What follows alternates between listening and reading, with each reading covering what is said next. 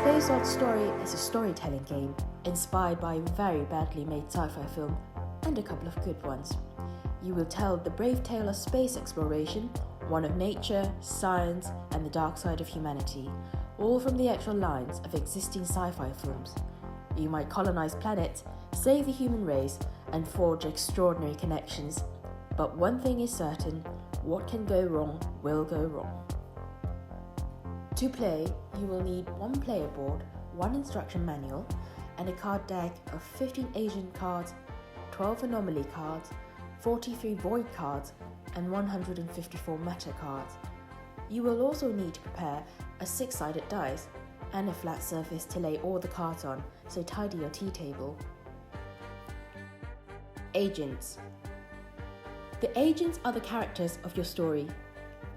In your round, you are encouraged to include characters other than your own, but you don't have to include everyone every time.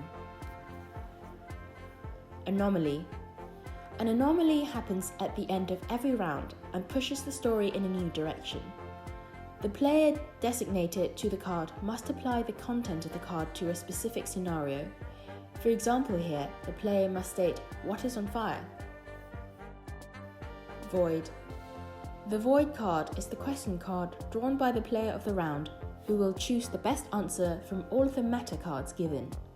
Sometimes more than one meta card is needed. Matter. The meta card is the filler for the void card.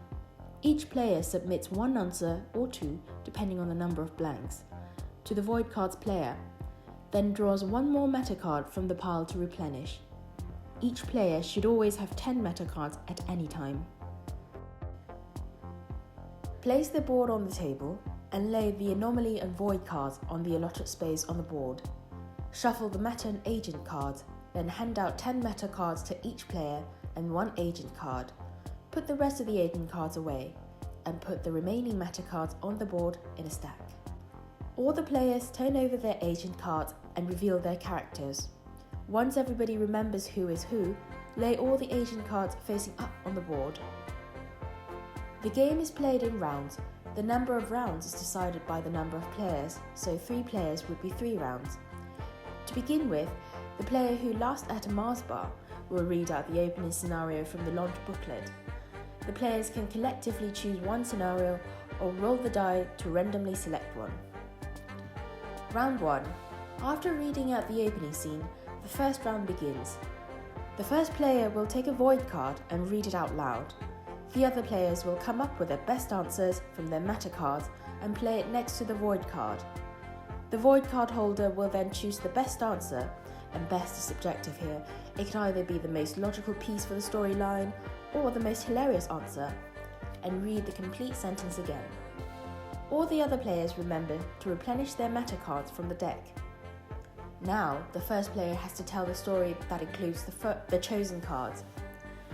Note that the player can either begin their story or end their story with the cards, but not have it in the middle. So in other words, the player can either establish their story with the cards or resolve it. When the first player has unfolded their part of the story, the game moves on to the next player.